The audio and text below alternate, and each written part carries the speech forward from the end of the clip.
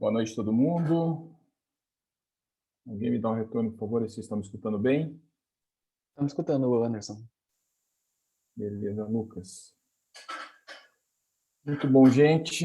Boa noite para todo mundo. Obrigado aí pela participação de todos. Começando aí mais um MBI Talks, que é o processo que a gente está fazendo aí do MBI 4.0, Indústria 4.0, e a gente vai conduzir hoje aqui um bate-papo com o Patrick a respeito de inovação corporativa, tá? Estamos aqui com 13 pessoas aqui conectadas até o momento. Deve estar conectando mais daqui a pouco.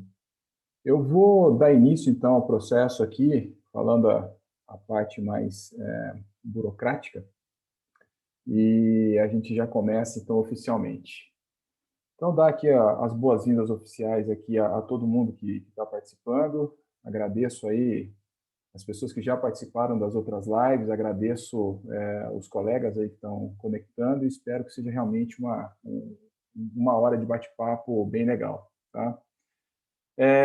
Quero agradecer também a UFSCar, que nós estamos desenvolvendo esse curso dentro da UFSCar, então a permissão da UFSCar de fazer esse processo, de tocar esse curso, de ter esse olhar aberto para a inovação, é super importante. Então, um agradecimento especial à instituição, ao MBI, o Master in Business Innovation, que é um curso já um pouco mais maduro e a gente está tocando aí.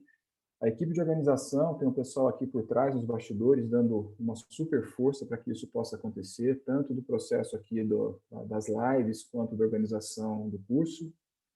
O professor André Coimbra, da UFSCar, que é o idealizador e o fundador do MBI, e que permitiu a gente ter toda essa expansão de cursos que a gente está fazendo.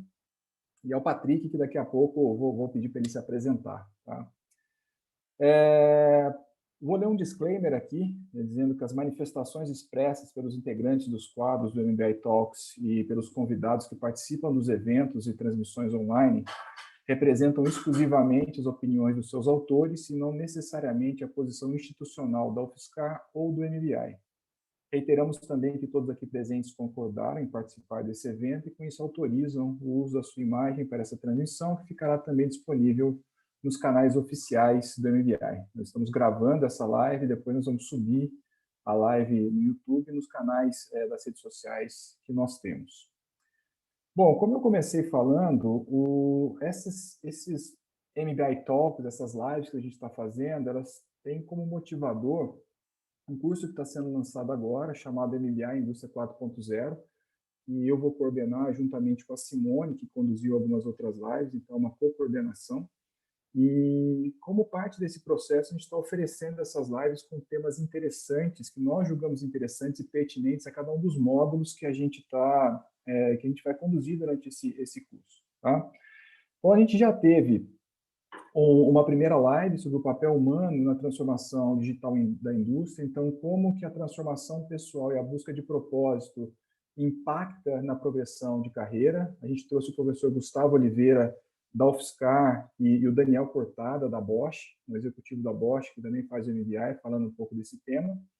Depois nós trouxemos os caminhos e desafios na transformação digital da indústria, que foi a Simone que conduziu, junto com o Bruno, que é da Peer Industry, e com a Rafaela, da Nestlé, falando quais são os habilitadores da transformação digital, quais são os desafios e trouxeram alguns casos reais. Fizemos uma live há 2 semanas atrás sobre tecnologias exponenciais, quais são as ferramentas que podem mudar o jogo na transformação digital da indústria, onde foram exploradas as principais tecnologias que podem mudar o patamar de automação, de inteligência e de conectividade na indústria. Quais são os desafios e as oportunidades? Tivemos o André Santos, da Fábrica Ventures, e um outro professor da UFSCar, também chamado Gustavo.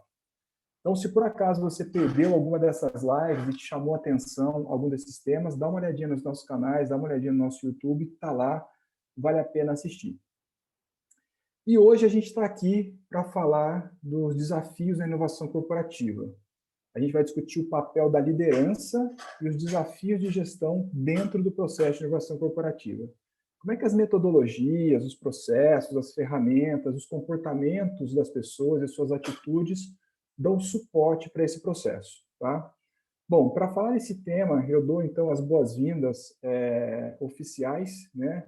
Boa noite para quem está aqui no Brasil e bom dia para quem está lá em Singapura. O Patrick está conectando com a gente lá de Singapura. O Patrick Tissonnier já é parceiro do MBA há alguns anos, tem uma bela carreira aí como executivo, é empreendedor, é investidor anjo.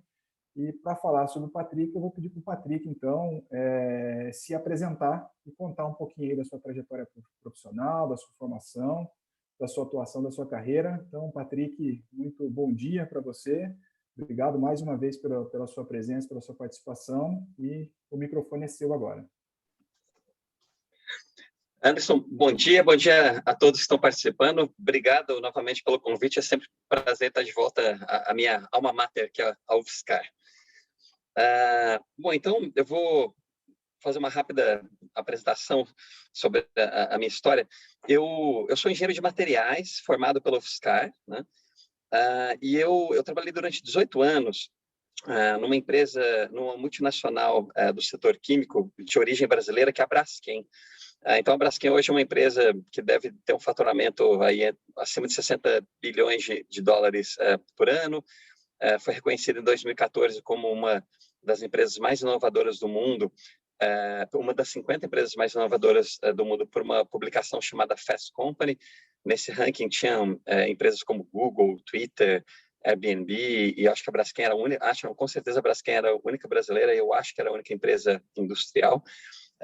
E a Braskem é muito reconhecida em inovação por vários aspectos, mas principalmente pelo posicionamento dela na área de químicos renováveis, que é a produção de químicos, de plásticos a partir, utilizando fontes de matéria-prima de origem renovável, como, por exemplo, o etanol, que vem da cana-de-açúcar, né? Então, eu comecei na Braskem como estagiário, eu permaneci durante 18 anos lá, como eu comentei, até o início de 2018, e a última posição que eu ocupei na Braskem foi eu era o diretor global de inovação e tecnologia. Então, eu liderava uma equipe com um pouco mais de 300 pesquisadores que estavam espalhados entre Brasil, Estados Unidos e Alemanha. Então, era uma equipe global, super diversificada. Nesses 8 anos da Braskem, eu sempre tive bastante envolvido próximo do empreendedorismo, de startup, principalmente. A partir de 2012, eu comecei a ter muita interação com startups de biotecnologia da Califórnia. Então, estabelecendo acordos de desenvolvimento conjunto entre a Braskem e essas startups. E aí foi aí que eu comecei a me interessar, a ficar intrigado por essa questão de startup, empreendedorismo. Em 2015, surgiu um time dentro da Braskem, propôs a criação de um programa de aceleração de startups chamado Braskem Labs, e eles me convidaram para ser um dos sponsors internos, né, do Braskem Labs, e depois, quando o programa foi criado, me convidaram também para ser um dos mentores das startups, e o que, na largada, eu já aceitei tanto ser sponsor quanto mentorar. E eu mentorei, então, nas 3 edições que eu acompanhei enquanto eu estava na Braskem, eu mentorei startups nas 3 edições, né? E, em paralelo, então, eu senti assim, eu costumo dizer a fábula a contribuição do porco e da galinha para o café da manhã, de quem come bacon e ovo, né? Então, eu achei assim, eu estava envolvido com esse mundo de empreendedorismo, mas eu precisava estar mais comprometido, até para entender, contribuir melhor. E a galinha ela está envolvida no café da manhã das pessoas porque ela cede o ovo, o porco está comprometido porque ele cede a si mesmo, né? Então, eu falei, bom, tô precisando ser mais porco do que galinha nessa história. Então, eu comecei, em 2015, eu passei a fazer investimento anjo na pessoa física, né? Nada relacionado com a Braskem, em startups. E startups que não tivessem em negócios ou áreas próximas à Braskem, justamente para evitar qualquer conflito de interesse, né?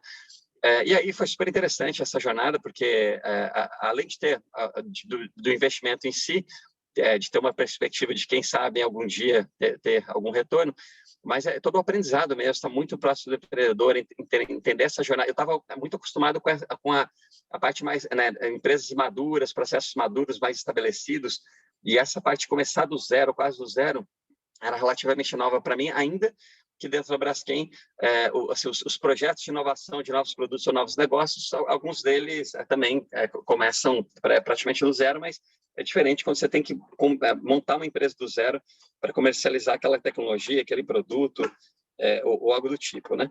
Então, foi essa atuação como investidor anjo também, além de aumentar ainda mais o meu desejo assim por esse mundo de empreendedorismo, foi um aprendizado, me proporcionou um aprendizado super relevante. Bom, então, lá por 2017, eu estava pensando assim, em relação a quais os próximos... no fundo, a grande questão que eu tinha era, trabalhando internamente, né, era como é que eu posso aumentar o meu impacto através da inovação, né? Tem caminhos através da Braskem, tem caminhos fora da Braskem, e aí, finalmente, eu descobri a resposta, né?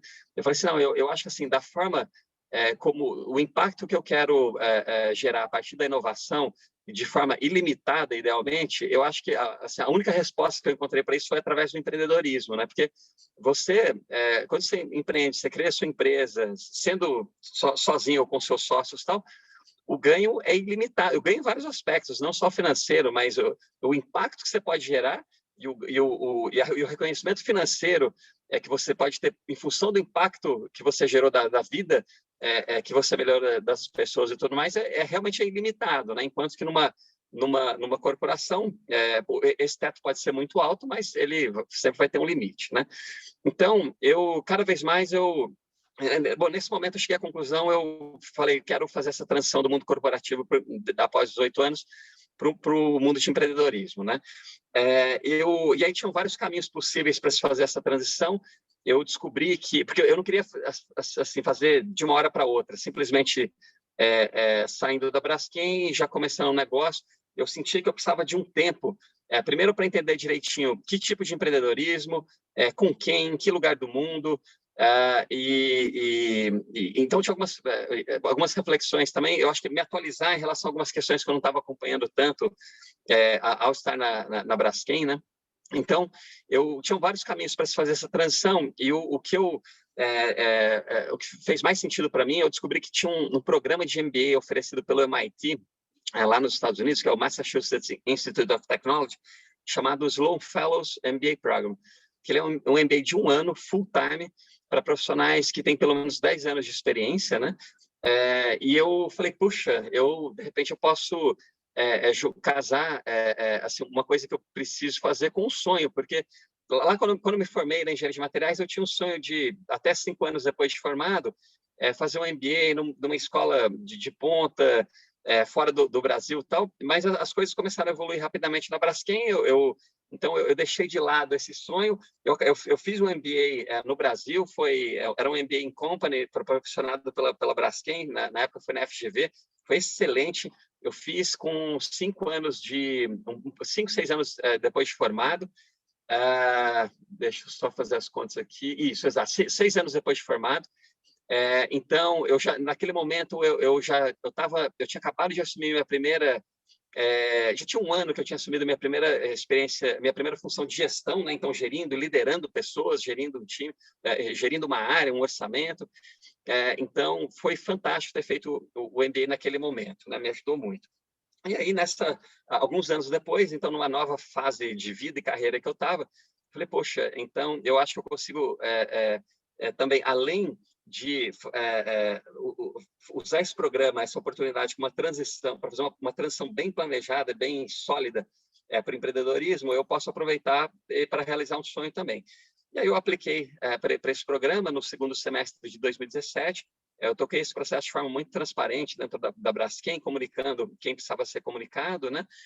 Até para antecipar os movimentos de sucessão, caso viesse a ser aprovado mesmo, né? Na Braskem, eu me desligaria e eu queria assegurar que essa sucessão fosse muito bem planejada e bem feita. Então, eu apliquei para o programa. No começo de 2018, fevereiro de 2018, eu recebi o retorno que eu fui aprovado. E aí, com isso, eu permaneci mais 3 meses na Braskem. Em maio de 2018, eu me desliguei da Braskem. Uma semana depois, eu já estava de mudança para os Estados Unidos com a minha esposa e as minhas 2 filhas, né? Então, permaneci 1 ano e 1 mês nos Estados Unidos, cursando o programa, e eu usei esse ano inteiro como um processo, então, super estruturado, disciplinado e até meticuloso para se definir, então, o que fazer depois, em termos de empreendedorismo, o que, com quem, aonde, né? E esse processo, então, me levou, eu fiz, assim, quais os elementos que eu utilizei, né? Foram desde as matérias que eu escolhi, porque nesse programa tem 50% das matérias são eletivas, então, desde as matérias que eu escolhi, as pessoas com quem eu reforcei meu relacionamento, eu criei conexões, as viagens prospectivas que eu fiz, inclusive 2 aqui para a Ásia, né? Então, tudo isso eu utilizei como ferramentas para me ajudar nessa definição, nessa decisão. E esse processo me levou a tomar a decisão de me mudar para Singapura, logo depois eu concluí meu curso em janeiro de 2019. Em julho de 2019, eu já tinha mudado para cá com a minha família, porque surgiu uma oportunidade para ser o CEO de uma startup de estágio bem inicial na área de grafeno, né? Então, que é na área de materiais, química, que é o meu background. Então, são 2 pesquisadores brasileiros super renomados, né, nessa área de grafeno, que eles estão aqui em Singapura há algum tempo já. Eles criaram essa startup e eles estavam precisando da ajuda de alguém com experiência em negócio para, primeiro, levantar a primeira rodada de investimentos o nome da empresa é 2DM, 2D Materials. Então, precisavam de uma ajuda para levantar a primeira rodada de investimentos e, tendo levantado essa rodada de investimentos, para fazer spin-off, né? Então, a 2DM foi criada dentro de uma das universidades locais, que é a National University of Singapore. Então, a partir do momento que a gente fizesse essa captação de recursos, então precisaria transferir a 2DM da universidade para uma área industrial, já com a primeira planta industrial para se produzir grafeno, escalonar a tecnologia e tudo mais. Então, eu topei essa missão, por isso eu me mudei para cá. Era uma missão, bem clara, assim, né, com começo, meio e fim. Essa missão foi concluída em junho de 2020. Então, em junho, a gente já tinha partido a planta comercial, a gente já tinha feito essa captação de recursos, que foi com o investidor nessa rodada foi a CBMM, que é a Companhia Brasileira de Metalurgia e Mineração brasileira. É uma empresa global, multinacional, presente realmente no mundo inteiro, na China, no Japão há mais de 50 anos, na China, por aí também. Então, eles já vêm desbravando novos mercados e geografias, principalmente sob a ótica brasileira, há muitas décadas, né? Super inovadora a CBMM. Então, eles que foram os investidores nessa primeira rodada, né? Então, e aí, quando eu estava para concluir essa missão, eu já vinha... O MIT tem a principal operação de pesquisa do MIT fora dos Estados Unidos fica aqui em Singapura, chama SMART, que é o Singapore MIT Alliance for Research and Technology. E o pessoal... Então, eu estava em contato com eles aqui, já sempre a gente se encontrava, atualizava, como é que estava o meu avanço na 2DM, e se eles estavam precisando de alguma ajuda e tal. E aí eu dei um sinal para eles, olha, essa minha missão na 2DM está prestes a ser concluída e eu estou explorando algumas outras possibilidades, né?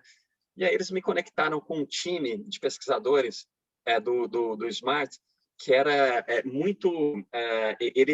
assim, um time fantástico, super bem preparado, que estava na área, eles estavam desenvolvendo tecnologias na área de Materials Informatics, que é basicamente a inteligência artificial e experimentação rápida para acelerar radicalmente o desenvolvimento de novos materiais, que essa é uma das dores, acho que a maior dor que eu vivi ao longo de toda a minha carreira, tanto na Braskem quanto na 2DM, porque a pesquisa e desenvolvimento de novos materiais leva tempo, né? A introdução de novo material no mercado leva décadas, e eu sempre fiquei inconformado com isso, né? Como que a gente não pode acelerar isso? Então, essa área de Materials Informatics é uma área que eu já acompanhava antes, até enquanto eu estava na Braskem, né? E aí, quando eu conheci esse time, então fiquei encantado por eles, pela competência deles, pela capacidade de realização e pela tecnologia que eles desenvolveram. E eles estavam super a fim de criar uma empresa e estavam buscando um co-founder alguém para criar a empresa com eles, né? E que pudesse ser o CEO da empresa. Aí eu falei, bom, deu liga total, deu química. Então, com isso, eu deixei a posição de CEO da 2DM. Eu ainda sou acionista e sou advisor, né, da 2DM, continuo apoiando o pessoal sempre que eles necessitam. Por outro lado, eu deixei o dia a dia da 2DM e me juntei a esse time no Smart. Em março desse ano, a gente incorporou a startup, o nome dela é Xintera, né? Então, a gente está subindo o website, provavelmente daqui a uma semana, então a gente começou bem, assim, a gente já está com os primeiros projetos com clientes, então, basicamente, ajudando clientes a acelerarem a criação de novos materiais, ou acelerarem ou aumentar a eficiência dos seus processos de P&D de materiais, para poderem lançar o mais rápido possível, acelerar o go-to-market desses materiais. E a gente está focando principalmente em aplicações sustentáveis, né? Então, armazenamento de energia, energia limpa, economia circular, captura, armazenamento e utilização de carbono, porque a nossa vivência como o time né, que fundou a 2M, todos nós, a gente tem sustentabilidade como os nossos valores individuais, a gente está envolvido com isso há décadas, né? Cada um de nós, um com energia solar, eu com química renovável, e cada um dos founders num campo diferente. Então, esse é o nosso foco, né? Bom, eu me estendi um pouco, mas essa é a minha história. Cara, que legal. E é interessante, né? Estava escutando aqui você. São 18 anos até 2018 na Braskem, que aconteceu muita coisa, você aprendeu muita coisa. Nós estamos no meio de 2021. Nós estamos falando aí de 19, 20, 21, 2 anos e meio, não deu nem 3 anos ainda, quanta coisa aconteceu. E apesar de ter essa veia de muita coisa de startup aqui que você está falando, né? E a gente vai falar de inovação corporativa, como que as coisas se cruzam, como que é interessante que uma grande empresa, uma média empresa, hoje, para inovar, pode sim contar com esse ecossistema de startup, né? Com cabeças diferentes, talvez tenha um pouco menos de burocracia e tal. E escutando, né, cara, o sonho do engenheiro de materiais, de fazer um MBA, e aí não deu, porque virou meio que gaiola de ouro, a Braskem, aí o que eu faço? E cruza muito com coisas que a gente já falou, né? Como é que o propósito que você tem dentro de você te leva para frente, né? E depois de um momento de reflexão, você decidiu fazer as suas escolhas, MIT e tudo mais. E muito bom saber, né? Tem um brasileiro em Singapura, inovando, empreendendo. Nós temos uma empresa brasileira que fez esse investimento, então tem muito potencial aqui, né, cara? Muito, pô, cara, obrigado por todo esse compartilhamento, né? Estendeu, mas foi importante a gente ver esse passo a passo aí. Que show. Cara, beleza, você ficou lá 18 anos na Braskem, né? Que é uma empresa super, super, super grande. Você está vivendo esse processo todo aí dentro da Ásia, de empresas menores, de startup, passou pelo MIT. Como é que você enxerga as dificuldades que são comuns, né? Qualquer tipo de empresa tem para fazer o processo de inovação. Onde é que entra, quais são essas dificuldades, qual que é o papel da liderança nesse processo? Como é que você consegue, sei lá, explorar um pouco com a gente esse tema da dificuldade, da liderança, transversalmente entre as diversas empresas? Então, bom, super interessante essa pergunta. Eu acho que eu vou falar, vou começar um pouco mais conceitual e depois pontuar algumas questões mais específicas, né?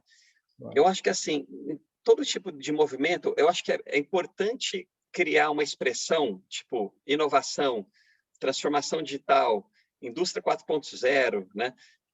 Então, eu acho que é bom, quando está muito no começo, é bom criar porque ajuda a sensibilizar, né? Por outro lado, quando avança e quando amadurece, aí eu acho que começa a atrapalhar. O que eu quero dizer com isso, né? Então, durante quase esses 18 anos da Braskem, eu tinha no meu cargo lá, sempre tinha a palavra inovação no meu cargo, né? Ou era diretor global de inovação e tecnologia, ou líder do Centro de Inovação e Tecnologia, sempre tinha inovação lá. Então, de novo, é bom no começo porque sensibiliza, chama atenção, mas o perigo com o tempo é que aí a empresa inteira tende a pensar que quem tem que inovar é quem tem o nome inovação no cargo, né? Sendo que não é isso. Quem tem que inovar é a empresa inteira, né? É que cultura, no meu né? caso, é a cultura.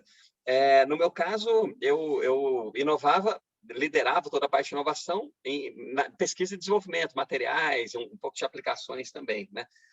Mas quem é de logística tinha que inovar em logística. Quem não seria eu responsável por inovar em logística, porque nem é a minha área de conhecimento específico, né?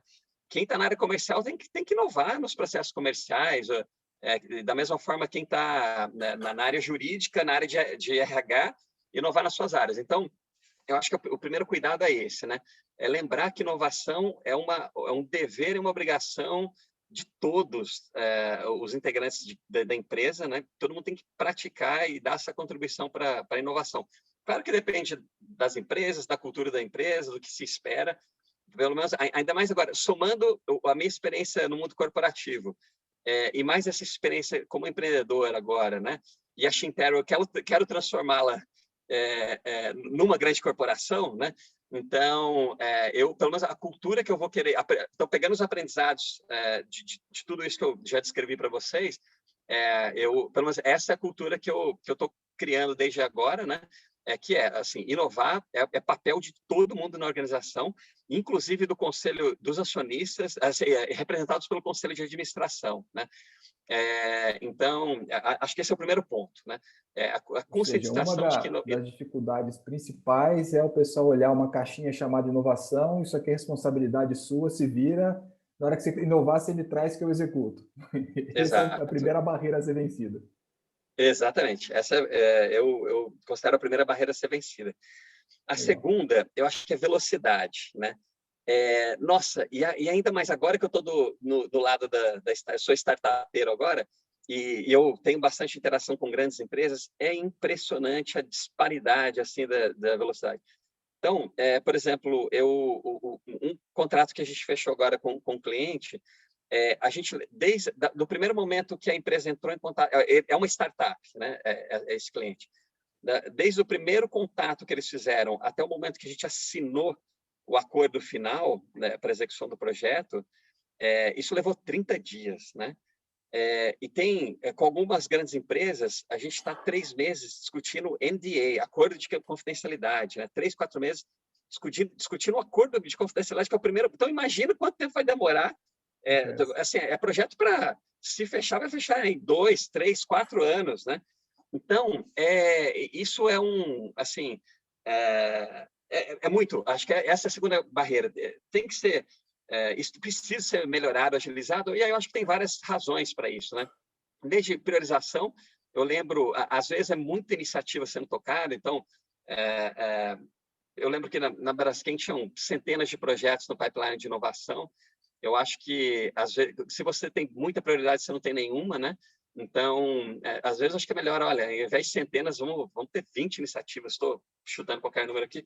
Vamos ter 20 e a gente vai colocar esforço e fazer essas 20 iniciativas caminharem como se fossem 20 startups, que ao invés de levar 4 meses para assinar o NDA, a gente vai levar 30 dias para fazer toda a contratação de serviço, por exemplo, né? Então, eu acho que...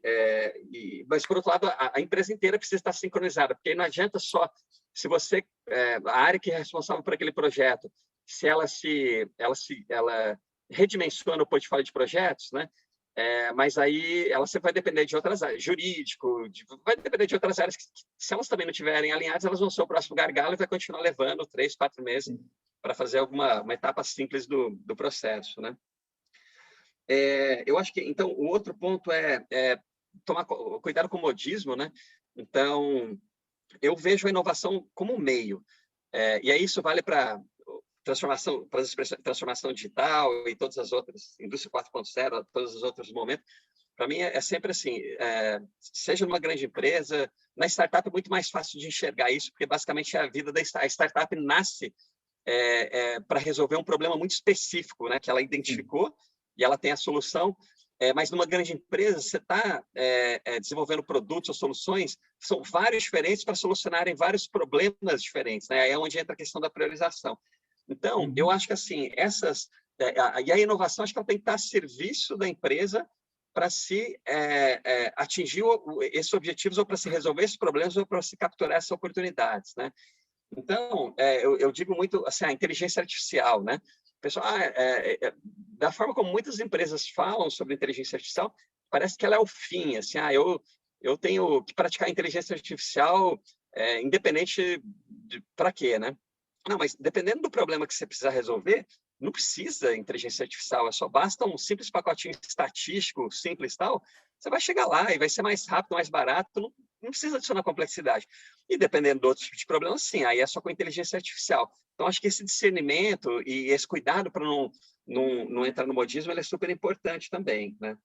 Eu lembro que, até, então, assim, só fazendo uma conexão, essa questão da lentidão dos processos de grandes corporações, então, isso é uma das inspirações para mim, junto com os meus sócios, da gente ter criado a Xinterra, né? Porque, justamente, a gente quer ajudar essas empresas a revolucionarem os seus processos de desenvolvimento, de pesquisa e desenvolvimento em materiais, estão aplicando essa nossa tecnologia de inteligência artificial com experimentação rápida. Então, uma das ou seja, eu estava até 2008, eu estava do outro lado vivendo essa dor, né?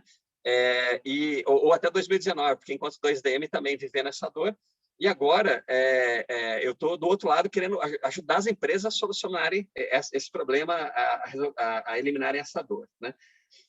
Eu lembro que no começo, na Braskem tinha uma preocupação assim, quando foi implementado o PIB, que era o Programa de Inovação Braskem, isso lá em 2004, 2003, 2004, tinha uma preocupação, será que criatividade, ou geração de ideias vai ser o limite, né?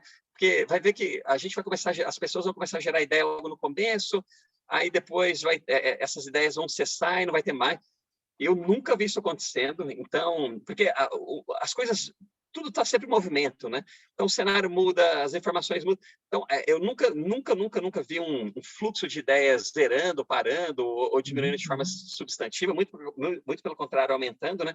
Agora, o que eu já vi, não na Braskem, mas em outras empresas, que pode gerar a percepção de que a criatividade está baixa ou de que a geração de ideias está baixa, tudo depende de como a liderança lida com a inovação.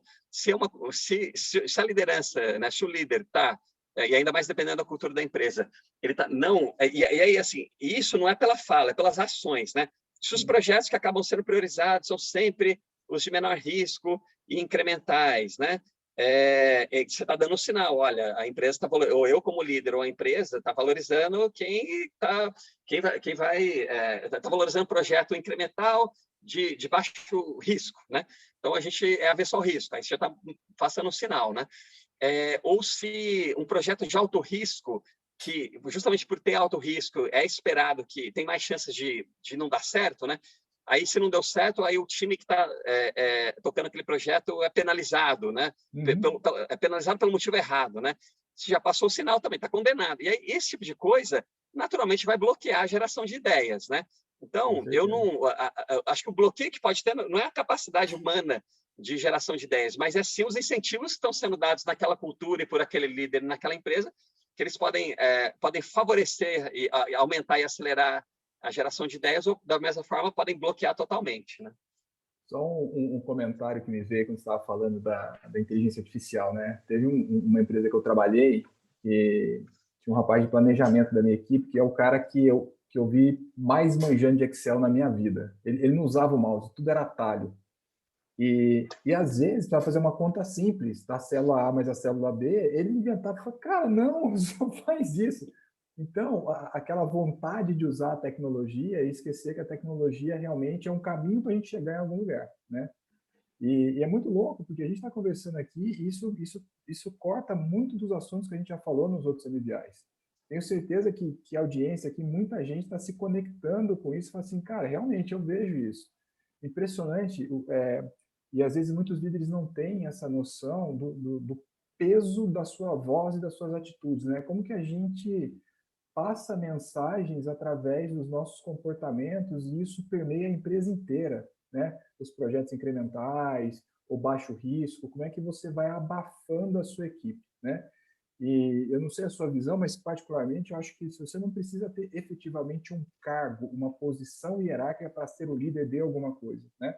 Você pode começar a liderar até onde o seu braço alcança, seja como estagiário, seja como analista, e as suas atitudes falam por si, cara. Então, Que bom. A Simone até comentou aqui, né, a importância da conexão do ecossistema de startup para acelerar a inovação. Aproveita esse comentário da Simone para provocar a audiência. Se tiverem perguntas, dúvidas, o chat está aberto para isso, tá, galera? Pode digitar suas perguntas aqui, a gente vai encaixando durante a conversa para explorar aí a experiência do Patrick.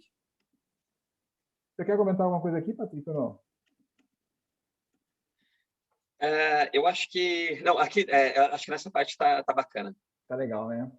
Beleza. Então, a gente falou um pouco aqui sobre as dificuldades, né? Vamos falar agora uma das dificuldades que acontece, que é ter dinheiro para inovar, né?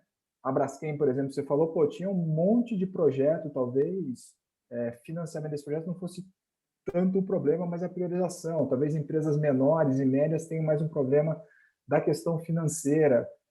Como é que a gente pode achar soluções para essas questões de financeiras, seja nas grandes empresas, planejamento financeiro, budget, priorização, ou nas empresas menores, ou onde é que eu uso esse dinheiro porque o dinheiro está curto? O que você pode contar para a gente sobre potenciais fontes de financiamento aí?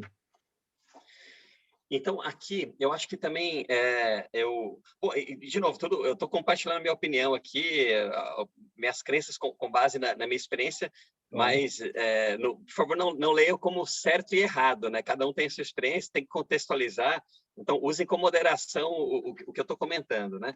Mas, então, por exemplo, nessa questão de financiamento, uma coisa que eu sempre tomei muito cuidado e aí eu acho que isso... E é interessante, de novo, tanto o olhar atual como empreendedor, quanto de executivo, e misturando os dois hoje em dia, né? Então, algumas crenças que eu tinha enquanto eu estava no mundo corporativo, elas se reforçaram ainda mais hoje, estando no lado do empreendedorismo, né? Eu acho que e aí falando de uma grande empresa, uma média, grande empresa, que tem um orçamento mínimo estabelecido, né? E empresas estão minimamente estabelecidas, eu acho que se a empresa ela considera que ela tem um ótimo projeto de inovação, mas ela só vai começar aquele projeto se ela conseguir uma fonte de financiamento externa, né? Eu olho de forma muito ressabiada, né?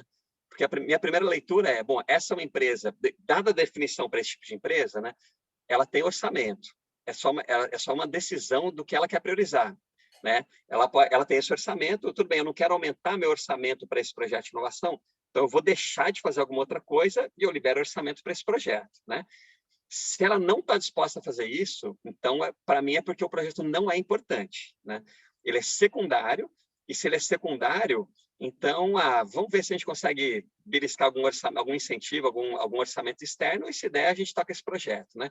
Então, hoje, como Xinterra, se essa é a única forma de eu ser contratado por uma empresa para se gerar um projeto, tudo bem, é óbvio que a gente vai perseguir essa, né, mas eu não vou colocar no topo de prioridade, porque eu sei que o orçamento, assim, porque está claro que não está no topo de prioridade daquela empresa, né? Uhum. Então, eu acho que primeiro, assim, acho que a empresa tem que definir quais são os projetos prioritários importantes, aqueles que são vitais, que ela vai colocar recurso, independente de onde venha, né? Aí, a partir do momento que aqueles projetos estão definidos, aí sim, ok, agora aí entra o segundo capítulo da discussão, que ele é muito importante, que vamos falar de maximizar a eficiência do uso do capital da empresa, né? Então, dado que a prioridade está clara, a gente vai fazer esses projetos com ou sem incentivo externo, financeiro externo. Agora, vamos tomar as ações para a gente maximizar o uso desse capital. Tem fonte de linha de financiamento, fonte de subvenção, né? Joint venture, vamos trazer algum parceiro, algum investidor estratégico para investir com a gente, desenvolver com a gente.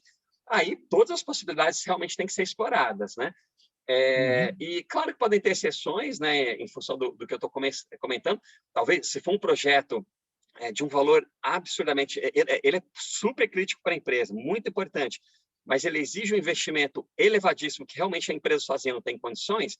Claro, essa é uma exceção. Aí nada mais natural do que buscar ou uma fonte robusta de financiamento, ou um parceiro estratégico para investir em conjunto, e aí tem vários modelos a serem explorados, né? E, claro, uma outra exceção são startups também. Então, principalmente startups que começam com nenhum recurso, ou muito pouco, vai chegar em algum momento, se não é um negócio que tem condição de já gerar receita quase que do zero, de forma muito rápida para se financiar, aí, inevitavelmente, vai precisar recorrer a alguma captação com recursos de investidores, né? Então, e aí sim, aí dentro desse contexto tem, para quem está na Europa, tem o Horizon 2020, aí no Brasil, acho que FINEP, né, FAPES, todas essa, no Brasil eu já estou 3 anos fora, então não estou mais tão atualizado em relação a todas as fontes. Mas aí é recorrer, assim, explorar todas as possibilidades. Qual que pode ajudar a reduzir o máximo possível o custo de capital e maximizar a eficiência dos recursos financeiros da empresa, né? Sim, aqui no Brasil tem muito incentivo também, né? A gente fala sempre da dificuldade de trabalhar no Brasil, por toda a questão tributária, burocrática, fiscal e tudo mais. Ao mesmo tempo, também existem muitos benefícios fiscais que permitem você usar parte do seu faturamento, que você pagaria imposto, e investir. Você tem verba de P&D, você tem lei do bem, tem uma série de opções aí, né? Mas eu acho que você tocou num ponto que é o ponto mais sensível, independente do tamanho da empresa. O que eu vou priorizar? Qual que é a minha escolha? Se o meu cobertor é curto, o que eu vou escolher cobrir? A partir dessa escolha, que é o principal, né? Aonde que eu pego esse dinheiro e como é que eu uso esse dinheiro bem? Seja o dinheiro que saiu do meu bolso, saiu do investidor, saiu do governo, sei lá de onde, eu preciso fazer um bom uso desse dinheiro, base na prioridade para que ele gere um valor efetivamente para a empresa, né? Sabendo que você falou de cultura e tal, que pode errar, que pode dar problema, que esse erro é bem-vindo desde que ele gere aprendizado e tudo mais, né?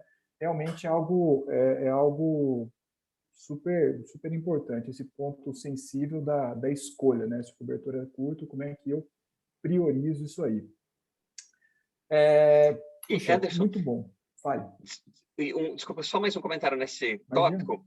Da mesma forma, eu acho super perigoso, e na Braskem acontecia com uma certa regularidade, olha, vamos fazer esse projeto porque tem dinheiro de graça. Né? Não, peraí, que projeto? Por quê? Como é que ele se alinha que problema ele resolve? Como é que está alinhado com a nossa estratégia? Tem a ver? Porque, senão, é aquela história de pegar carona para o lado errado, né? Eu sei que é de graça, mas não é para essa direção que eu quero estar, né? Que eu quero ir. Então, acho que isso é importante tomar cuidado também, né? Já que o dinheiro não é meu, vamos gastar, né? Não, cara, ainda tem tempo, ainda tem imagem, tem uma série de outras variáveis além do financeiro que são importantes, né, cara? Sim, e talvez só um último comentário, que esse é um Cara, exemplo por pelo favor. qual a gente passou aqui, né? Então, aqui em Singapura também tem vários programas de incentivo e tal. Tem um deles que é para... Então, eu incorporei a Xinterra, aí eu estava vendo a questão de encontrar contador, né, para ajudar a gente e tal. E aí tinha um incentivo, tem uma das linhas de incentivo, tem tanto para captação de recursos até 4 milhões de dólares, quanto pequenos gastos assim com o negócio, né? Então tinha um que era, ele ajudava com os custos de contador, né? No primeiro ano e tal. E aqui o orçamento seria o equivalente a uns R$ 200 por mês, o contador, o equivalente, não é exatamente isso, mas acho que é essa ordem de grandeza. Então, aí, legal, eu poderia ter pleiteado o apoio do governo, só que é um processo relativamente rápido, levaria uns 30, 45 dias, né? Mas eu falei assim, não, 30, 45 dias para a gente é muito lento, até porque na semana que vem eu vou precisar, naquele momento eu pensando, né, na semana que vem eu vou precisar emitir uma invoice, né? Então eu falei, vamos com o nosso bolso, vai com o nosso caixa da Xinterra mesmo, porque a gente podia, né, não era um valor tão significativo. Então, dependendo do caso, vamos embora, não vamos depender de incentivo, vamos fazer, porque senão não vou esperar 45 dias para poder emitir uma invoice e aí eu perco a venda do projeto e tal, vamos fazendo, né? Sim, sim, e realmente é isso, né, cara? Numa empresa menor, você tem o poder da decisão e já chuta pro gol, né, de uma vez. Dando atenção um pouco aqui no chat, a Suzana está elogiando a sua trajetória e de ver a sua energia para usar o empreendedorismo para possibilitar o aceleramento e desenvolvimento das empresas através das startups. Aí tem uma pergunta aqui do Alexandre e conecta um pouco também com a Simone. O Alexandre pergunta como manter esse alinhamento se muitas empresas no Brasil hoje não têm esse planejamento de P&D mais I. E a Simone traz, de forma geral, você sente uma diferença no nível de maturidade das empresas Brasil e Singapura em relação à cultura de inovação. Se você puder explorar um pouquinho isso aí. Perfeito. Suzana, tudo bem? Prazer em revê-la. Aqui, eu acho que, assim, falando um pouco de Singapura, na verdade, eu vou falar assim, os ecossistemas de inovação de Boston, que é o que no qual eu vivi durante 1 ano e pouquinho, em função do MIT, e o daqui de Singapura, né? Eu acho que, então, Boston, ali, na região de Kendall Square, para quem já esteve lá, que é bem ao redor do MIT, Harvard está ali perto também, ali é conhecido como a milha quadrada mais inovadora do planeta, né? Porque, principalmente o MIT, mas Harvard também, eles atraem uma concentração absurda de empresas, principalmente grandes empresas ali ao redor, né? Então, empresas da área de farma, que o Hub de Boston, o Hub de Inovação de Boston é muito forte em biotech, ciências da vida, mas também digital, e aí firmas de venture capital, empresas de advocacia, apoiando tanto investidores quanto empreendedores, quanto grandes empresas, né? Então, tem um ecossistema super robusto e mega concentrado ali, né? E as empresas estão ali porque elas querem estar próximas do MIT, primeiro, mapeando talentos, pessoas que eles possam contratar. Segundo, startups com quem eles possam se relacionar. Tecnologias que eles possam licenciar, né? Então, aprendizados que eles possam ter, atualizações que eles possam fazer, né? Então, uma série de motivações que eles têm para isso. E eu diria que no ecossistema de Boston, realmente quem está lá são empresas muito inovadoras, tem inovação na veia, do board até todo tipo de função na empresa. Então, acho que são culturas muito avançadas nesse aspecto, até por isso que elas estão lá, né? Aqui em Singapura, historicamente, tem ou seja, Boston então, é um negócio assim, que nem automático, que nem escovar dente, tomar banho. Lá eles gerem a interação com universidades, com startups e grandes empresas, né? Aqui em Singapura, ele é um ecossistema nascente, ele é menos, ele é mais recente, né, do que o de Boston. O Singapura, durante muitos anos, e até hoje isso é muito forte, tem a política de atrair, eles chamam de MNC, que são as Multinational Corporations, são as grandes empresas, né? Então, nas últimas décadas, sempre atraindo. Então, por exemplo, o Procter & Gamble tem um centro de pesquisa e desenvolvimento com algo entre 400 e 500 pesquisadores aqui. Johnson & Johnson também está, L'Oréal. E aí, eu estou falando de cosméticos ou personal care, mas tem empresas de várias outras áreas também estabelecidas aqui, né? Então, tem grandes empresas. Essa empresa tem excelentes universidades aqui com tecnologias fantásticas que foram desenvolvidas, e essas empresas elas estão estabelecidas aqui também da mesma forma, buscando contratar talentos, acessar essas tecnologias, licenciar essas tecnologias, e também com startups, né? Interagir com startups, sendo que isso, como eu mencionei, é menos maduro do que se a gente compara com Boston, mas a gente está avançando num caminho super interessante, né?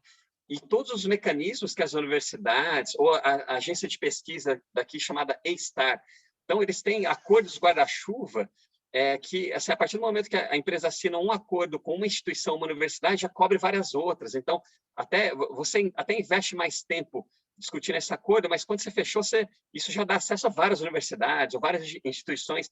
Então, é um negócio que você aumenta a eficiência, a produtividade também, né? O engajamento nesse tipo de interação. Uhum. E o Brasil, nesse cenário? O Brasil, então, assim, essa é uma das minhas principais. Eu tô, né, apesar de eu estar distante do Brasil, eu sempre procuro estar próximo de algumas agendas, contribuindo de forma totalmente voluntária, né? Eu diria que a minha principal causa, e acho que o sonho mesmo, onde eu invisto muito tempo, né, procurando ajudar, assim, aumentar, assim, drasticamente, substancialmente, a comercialização das tecnologias desenvolvidas dentro das universidades, né? seja na forma de licenciamento para empresas, ou seja na forma, ou principalmente também na forma de criação de startups, né? Startups que possam utilizar essa tecnologia e aí comercializá-las e monetizar essas tecnologias, né? Então, da mesma forma, as universidades brasileiras têm excelentes tecnologias desenvolvidas, a maior parte dessas tecnologias está guardadinha ali, não está se fazendo muita coisa, mas isso está mudando, inclusive tem instituições, empresas, consultorias, como um dos maiores exemplos que eu estou muito próximo, chama a Emerge Brasil. Então, eles têm essa missão, né? Entre vários objetivos, tem essa de fomentar a monetização e o uso das tecnologias que foram desenvolvidas dentro das universidades. Então, tem muita tecnologia, eu acho que, pelo que eu percebo, tem o espírito empreendedor também, por parte dos pesquisadores, professores, dos acadêmicos. A questão agora é um pouco de capacitação, como é que eu faço, né? Então, acho que o Sebrae também tem o Sebrae Catalisa, está com um programa super interessante voltado para esse público, né? Então, acho que agora a questão é assim, mais as pessoas buscarem entender o que precisa ser feito, qual o primeiro passo, quais as dificuldades, né? Então, acho que tem todos os elementos. Então, tá numa etapa anterior aqui de Singapura, né? E por consequência de Boston, mas acho que tem os elementos que precisam. Talento, pessoas com vontade de empreender e com tecnologias fantásticas, e acho que os mecanismos, principalmente das universidades, se definindo para facilitar a comercialização dessas tecnologias, né, dessa propriedade intelectual. Legal, legal que você trouxe, inclusive, essa conexão da ciência, né, da universidade, junto com as indústrias, como que uma pode fomentar a outra em coisas que gerem fim, né? E não simplesmente algo simplesmente pela pesquisa, ainda que seja assim importante. Que bom que você acabou cruzando um pouco das outras perguntas que eu tinha planejado aqui. Eu vou pedir para você comentar uma coisa. A gente falou de inovação, a gente falou de empresa grande, a gente falou de ecossistema de startup, ou seja, tudo isso é importante, é muito novo, e como muito novo, pode ser meio disforme, né? Uma coisa meio, não sei direito como é que eu toco. Eu queria te perguntar, cara, sobre a importância das metodologias nesse processo. Então, dentro do nosso curso, a gente traz algumas coisas como os 8 passos de John Kotter, fala de Design Thinking, fala de Inception, fala de metodologia ágil, de Scrum. Qual o papel dessas metodologias no processo de inovação? Aonde está a inteligência de escolha de uma metodologia ou outra? Onde é que está o bom senso de usar o negócio by the book ou não? Como é que você vê essa questão metodologia dentro da inovação corporativa? Então, eu vejo a inovação como uma combinação de criatividade e disciplina, né? Então, a criatividade, porque é fundamental, a criatividade é necessária para se gerar as boas ideias, para se capturarem aquelas oportunidades, ou para que aqueles problemas sejam resolvidos, né? Por outro lado, só a criatividade ou só a ideia, ela não vai virar nada útil, né? Se não for executado, né? E aí é onde eu acho que precisa entrar a parte da disciplina. Então, inovação, como tudo, é processo, né? Então, acho que é importante ter um processo estruturado para cada uma das fases da inovação. Primeiro, para assegurar que as melhores ideias vão poder ser geradas e aí para que depois elas possam ser executadas, possam virar alguma coisa útil, que possa ser utilizada de forma competitiva, em larga escala, e que realmente atenda o objetivo que está sendo perseguido, né? E eu acho que, então, assim, tem uma infinidade de metodologias, eu acho que não tem a certa e errada, depende da empresa, da cultura, do momento em que se está no processo de inovação ou até naquele determinado projeto, né? E eu acho, inclusive, tem metodologias não só para a parte mais de execução do projeto, ou execução da iniciativa, mas também para geração de ideias, desde uma simples sessão de ideação com post-it, né? Não deixa de ser uma metodologia, é simples, funciona, é uma metodologia, até metodologias mais complexas, né? Eu acho que tudo depende realmente do momento que a empresa está, que o líder está, e do que eles estão buscando, mas eu acho que é super necessário, né? E às vezes, assim, já faz tempo que eu não ouço isso, mas antes tinha um pouco, algumas pessoas comentavam comigo, mas disciplina bloqueia a criatividade, inovação não é um processo disciplinado, tem que ser caótico. Assim, eu realmente não compro muito essa ideia, não. Eu acho que, assim, você pega assim, Michelangelo e Da Vinci, né? Pô, eu acho que é dois artistas mais criativos do que eles foram, né? Eles trabalhavam de forma comissionada. Acho que principalmente o Michelangelo, de forma comissionada. Então, tinha gente que pagava para eles, olha, eu quero essa obra de arte, assim. Tinha um prazo, tinha um cronograma, né? E tinha que entregar. Às vezes eles tinham dificuldade de entregar na execução, mas a maior parte entregavam, né? Então, eu acho que assim, esse é um exemplo. Tinha pressão, tinha por entrega, tinha prazo, né? Pô, e não é por isso que eles deixaram de ter ideias brilhantes, de fazerem criações maravilhosas que a gente admira até hoje, né? Então, eu acho que essa combinação é importante e as metodologias ajudam muito. Uma coisa não atrapalha a outra, né, cara? E se tem algo estruturado para você poder seguir e ter o bom senso do momento que aquilo aplica ou não, e não a metodologia fala eu passo 1 para o 2, 2 para o 3, 3 para o 4, eu só posso ir para o 3 depois que eu passar para o 2. Não, eu tenho bom senso e tenho a competência de fazer isso, beleza, vou fazer, né? Ter essa navegabilidade, ter essa autonomia de usar aquilo a seu favor. Muito interessante, cara. Que bom que você trouxe isso. A gente está chegando perto aqui do finalzinho do nosso bate-bola, que está muito bom, a gente conseguiu discutir mais 1 hora fácil aqui.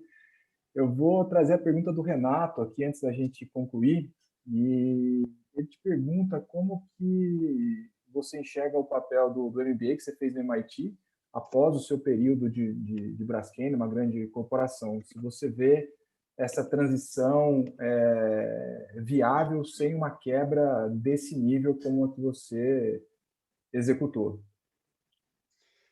Uma quebra em que sentido? Desculpa, Anderson.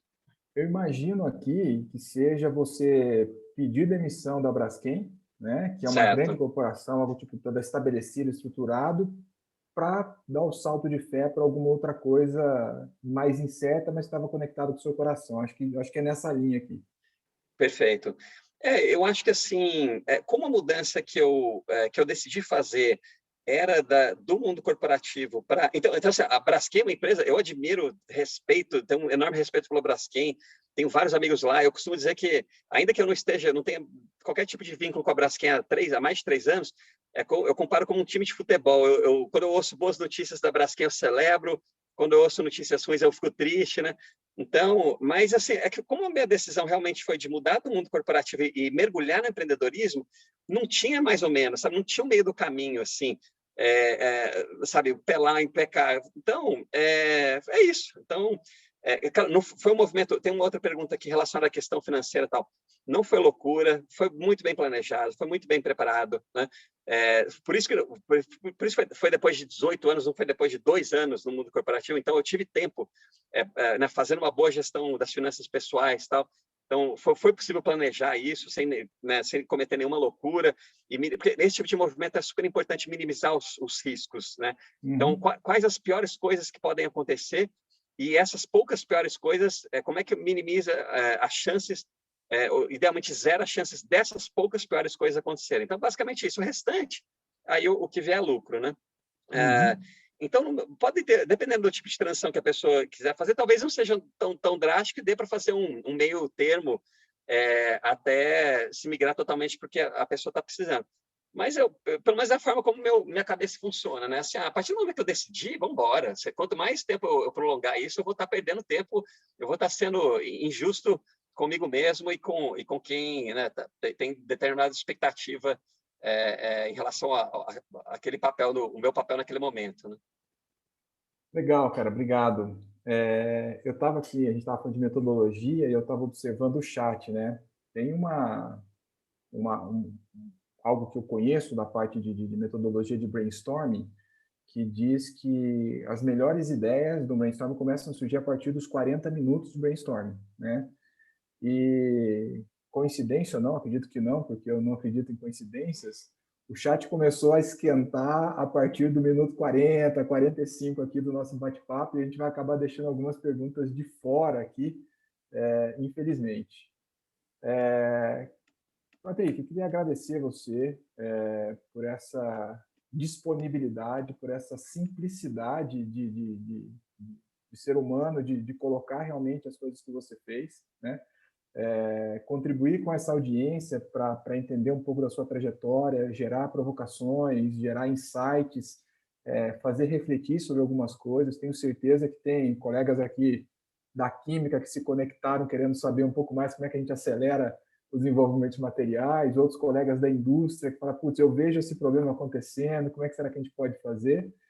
E a gente traz essas pessoas para o MBI Talk justamente para gerar esse tipo de reflexão, né? É um processo, sim, que a gente está mostrando o MBI Indústria 4.0 para vocês, a gente vai passar por metodologia dentro do curso, a gente vai falar de Supply Chain 4.0, a gente vai falar de qualidade 4.0, que é essa questão da cultura que o Patrick falou, mas mais do que essa propaganda do curso, é trazer realmente material de conteúdo, pessoas interessantes que possam contribuir com a sua trajetória, com vida real mesmo, com vocês. Então, Patrick, mais uma vez, obrigado demais pela sua contribuição. Acho que a gente já se cruza ainda durante o curso, aí vou te trazer outras vezes para a gente fazer um bate-papo com a turma.